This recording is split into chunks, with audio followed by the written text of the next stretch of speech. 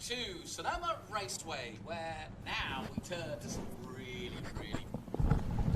fun stuff, because we turn our attention to historic Trans Am, and I personally love to see these guys up in action, and I know Ben does too, and Scott, I'm sure you're the same.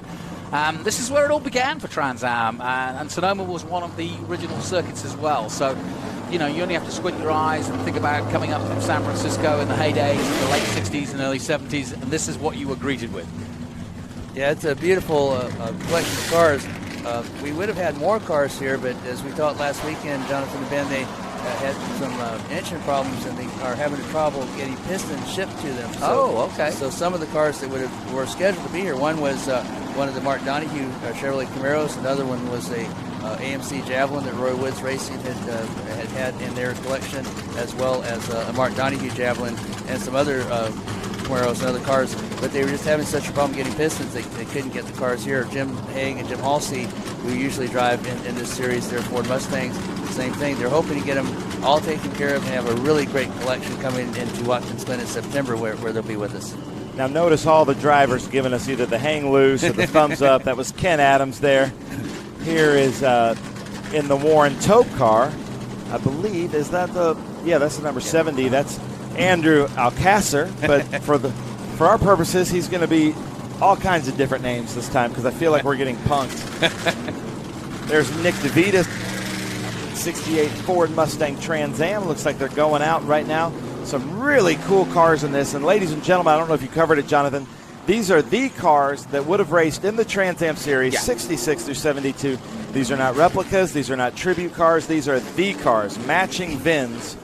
And it's so great that these gentlemen, just as they were raced back then, ladies and gentlemen, because there's Linda right there, and the only Nova to have ever raced in the Trans Am Series, Linda Montanos. I'm sure I said that wrong, Linda. I'm sorry. That's a 1966 Chevrolet Nova. So this is the closest thing you can get to a time machine in motorsports, as we watch Tony Hart come out of the grid. And we also have, I believe out there is the Pontiac Tempest GTO, the Gray Ghost. John Hildebrand had the fastest time yesterday in that number 49. But yeah, there's some iconic cars out there. And you're right, these cars are the original Trans Am cars. They're raced in the original liveries that they raced in during the day, 1966 through 1972, the so-called heyday of Trans Am, when the manufacturers were in the wars, and it was win on Sunday, sell on Monday. Beautiful cars out there. A lot of great stories in every one of these cars. A lot of these cars obviously were factory built and were factory cars, but some of them also were bought just off of dealer showrooms and converted into a Trans Am car, or some came from club racing, A sedan, or one of the A production or B production classes, and made into Trans Am cars. A lot of great stories embellished in all these cars. So if you're watching for TV, leave a comment. What's your favorite car in this field? I love the Gray Ghost here, that 1964 Pontiac Tempest GTO of John Hildebrand. But these Boss 302s, man. And then the Sam Posey Slime Green. Now that's my favorite. I had a Dodge Challenger, and it was orange with black stripes, and I was on a first-name basis with all the police officers in my county, but that's another story. But that is a great car. Sam Posey driving that Slime Green Dodge Challenger. I like that. I spoke to Ken Adams there in that Reventlow Boss 302, and he had shifter problems. He had transmission problems at WeatherTech Raceway Laguna Seca, had shifter problems yesterday, so we'll see what he can do as we look there at Ryan Turi, Bill Godwin, I'm all mixed up. Bill Godwin in the 1968 Chevrolet Camaro Z28. Is that right? No, I'm wrong. It's Dennis Singleton in the 1970 Chevrolet Camaro. Sorry, my sheets are all messed up, but they're about to come to the green flag. Look at this. The best starts in motorsports, I think, is historic Trans Am, as Hildebrand, James Biddle, side by side. They're going to take this so slowly, making for a great show for the crowds, the greatest noise when they all get on the loud pedal.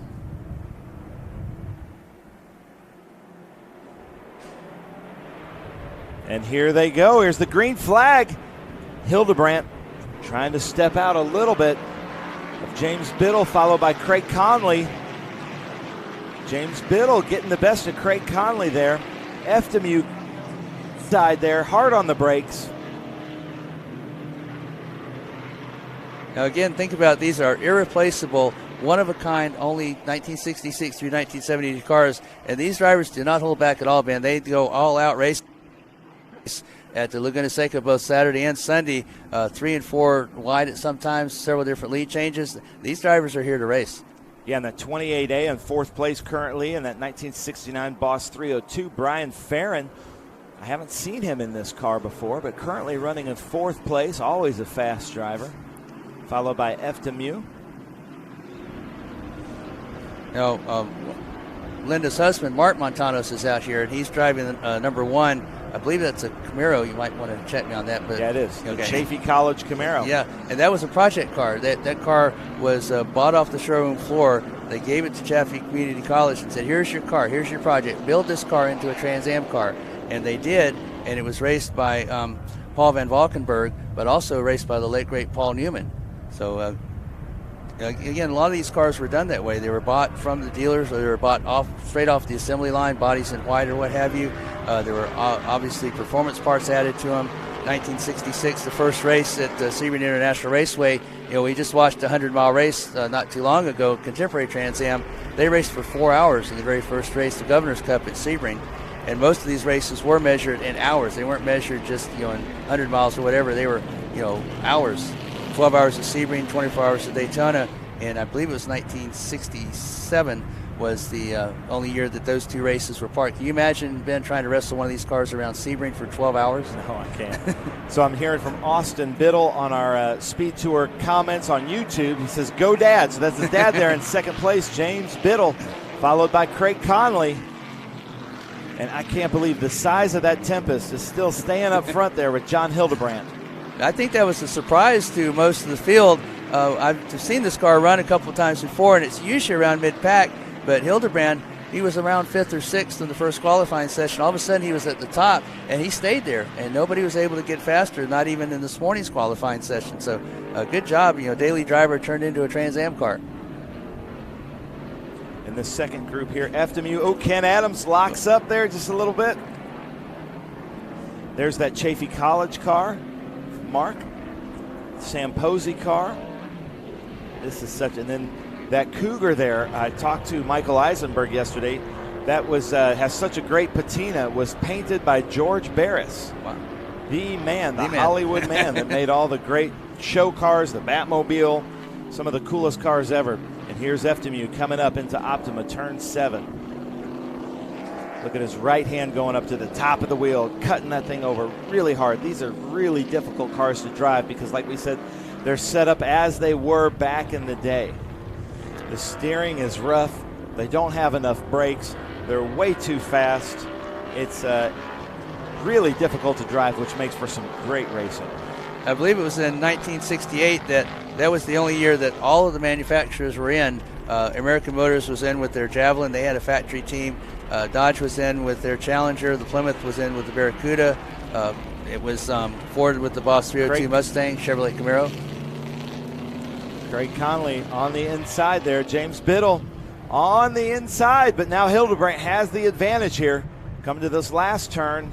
Can Craig Conley take it? Coming into one side by side. Craig Conley takes Hildebrand going into Mission Foods turn 1. Followed by Hildebrand, followed by Biddle. There's FW there in that number 78. Beautiful car. All the cars in this historic Trans Am group, they take so much care, and they feel like that they are custodians of these cars' heritage, just trying to keep them alive, and we so appreciate that. One of the Ford Boss 302 Mustangs that couldn't be here, I believe it's Jim Higgs, that's usually, or was driven back in the day by Peter Gregg, and we always associate him with IMSA, but Gregg started off in the Trans Am. And, in fact, he was slated to drive in one of the Javelins before George Fomer stepped in. And there's Andrew Alcatraz there going through the turn. Going to say his name different every time because I don't know if he's punking me or not. And Hildebrand retakes it at the WeatherTech Carousel. And there he is. There's Andrew Alcatraz. No, that's Ken Adams. Adams, yeah. And that 45, beautiful car. The Ford, the going thing, hand-painted on the rear of that car. The 1970 Ford Boss 302, that's Craig Conley in the 25. That was the only grabber green color Mustang ever raced in the Trans Am. The second model year of the Ford Boss Mustang 302, and they had special paint schemes. One was a grabber blue, this was a grabber green. Conley was one of the top drivers last weekend when the Trans Am Series was, historic Trans Am was with us at WeatherTech Raceway, Laguna Seca. Steve Eftemew coming up fourth in this big battle, followed by Ken Adams. So Hildebrand off to a large lead, which is rare in historic Trans Am. James Biddle coming into the hard braking zone, coming into Big Machine Vodka turn 11. And look at the hands of Steve Eftemew just cutting off Ken Adams, not giving him the corner there. Ken Adams had to just slightly touch the brakes, but it looks like he's got his shifter knob back up and working. Followed by Andrew there in the background. The roar of these cars, you've got to see it live. And stick around, ladies and gentlemen, because historic Trans Am is always known for having the best finishes. Yes, they are. Although at the moment, as you said, Hildebrand, I'm surprised, is out to this big lead. You know, we saw swapping the lead back and forth with the two races last weekend at WeatherTech Raceway Laguna Seca, and they had great finishes. The closest finish was in 67, I believe it was. Dan Gurney and Parnelli Jones. They had raced for 4.5 hours at Texas Speedway in Texas, and after that it was judged by 3 feet was the closest finish in Trans Am history. Judged by feet because that was before the advent of computers and transponders. And if you ever see some of the films there, the starter was actually out on the track waving the checkered flag while these two cars are racing side by side almost. Yeah, that's crazy. Look at Eftemew coming through. There's that 1964 Pontiac Tempest GTO. And ladies and gentlemen, don't adjust your TVs and computer screens. For some reason, somebody looked at a 1964 Pontiac Tempest GTO and said, let's make that a race car. Yeah, again, I think this is kind of a surprise to the rest of the field of this Pontiac being that far out front. I know it was a surprise in qualifying because we're used to seeing at least one or two of the Ford Boss 302 Mustangs in the top spot, if not a Chevrolet. Goldsmith in that ex-Sam Posey Dodge Challenger out there. Yeah, there's Andrew Alakazam in that number 70. Beautiful 1969 Ford Mustang Boss 302, the owner of Russo and Steele. And look at this, 5 cars coming in through here. There's Andrew coming in. The lines you see there, that's for pit in. If you're coming in, take that pretty wide, and now watch this turn. Try to take this as smoothly as possible. Hard back on the accelerator as he slides out there, coming through, just desperately trying to catch up to this front group. Yeah, that Dodge Challenger, there were supposed to be 2 of them in the particular season they ran, and Dan Gurney was going to be running one of them, and he ran the first 2 races, but Dodge decided to cut back on their factory budget, and they only had 1 car, and Sam Posey was the one that ran that car, finishing 4th in the standings that year. Through these years, the manufacturers' championships were pretty even. I know American Motors, I believe, won 2 of them. If I remember correctly, Chevrolet won 3 and Ford won 3. So a pretty even split, between those manufacturers. John Bishop credited with the starting of Trans Am back in 1966, as he was with IMSA, had the foresight to copyright the name back in 1966, and that proved very beneficial when Pontiac entered the series with the Trans Am Firebird. And due to that name, they had to pay SCCA a royalty. It was $5 a car. There is that Cougar there of Michael Eisenberg. Now, that's not one of the Bud Moore factory Cougars. That's an independent Cougar, but it was used that Lincoln Mercury almost won the championship. They finished second by 2 points. Bud Moore Engineering, very good with those Cougars. After the Lincoln Mercury pulled their Trans Am sponsorship, Bud Moore took his factory Cougars, and with Tiny Lund as the driver, they went Grand American Racing and won the Grand National Championship with Tiny Lund driving. Look at this side-by-side, the Sam Posey car of Richard Goldsmith and Ryan Turry, 1967 Ford Mustang. What a great battle. I love seeing the big 3 back at it here in historic Trans Am, just like we're going to see tomorrow on TA2. Mustang versus Challenger versus Camaro, much like we're seeing today. But back in that day, especially in the 1970 championship, you also had the Javelins, you had the Plymouths, a few more manufacturers out there with us that no longer exist. And you were doing the podium ceremony so greatly for the Trans Am presented by Pirelli.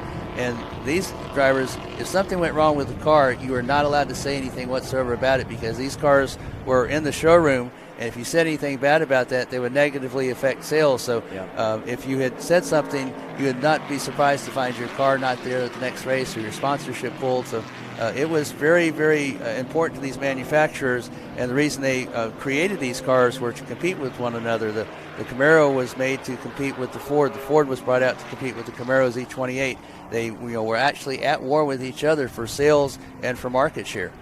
Yeah, there's Brian Farron there in the number 28A, 1969 Ford Boss 302. The whole win on Sunday, sell on Monday mantra was alive and well. And there was so much happening in those days that, if you, like you said, you bought a Dodge Challenger because you're a fan of the Sam Posey car. So absolutely. We know it works. Yeah. And same with the Plymouth Barracuda. Sweet Savage was the driver in that Plymouth Barracuda. And a lot of times people would mistake a Barracuda for a Challenger and vice versa because they look so similar.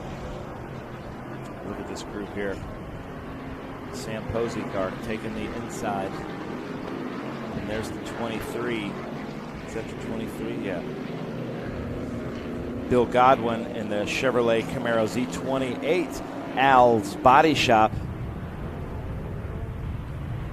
Coming through Optima Batteries, turn 7. Look at how many changes has this group had? They seem to be going back and forth. All the cars so equally yoked. Having a great time battling out there. Now, the only thing that's not original on these cars are the tires. Because of the different years of the cars, the different weights of them, the different horsepower that was developed throughout this particular era, 66 through 72, Historic Trans Am decided to go to a so-called spec tire, at least to kind of even out the playing field. So everything else on the car, though, is original. As you said, just raced back in the day. That's what you're seeing here, and it just boggles my mind. 1966 through 72. This is 2022. Here these cars are racing. They're in excellent condition and well taken care of, and they're out there reliably racing around Sonoma. Now these cars do break down as we back at Sonoma, and you had talked to a gentleman on the grid at the Sonoma about how they replace these parts. Ben? So I know there are a lot of preparation shops that are making parts. A lot of these parts also manufactured and hand manufactured, because you can't just go down to the local Chevrolet dealership or Ford dealership and get a part for these cars. So these cars, again, irreplaceable and original, driven back in the day as they were in 1966 through 1972.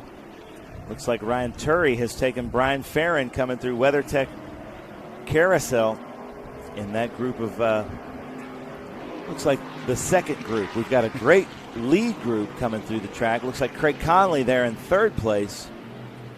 And there goes Michael Eisenberg in that Cougar. Yeah, Conley, as you remember last weekend, Ben, he was mixing it up with Patrick Byrne. And Conley was best at the first day, but he learned from his mistake, and he won the second day.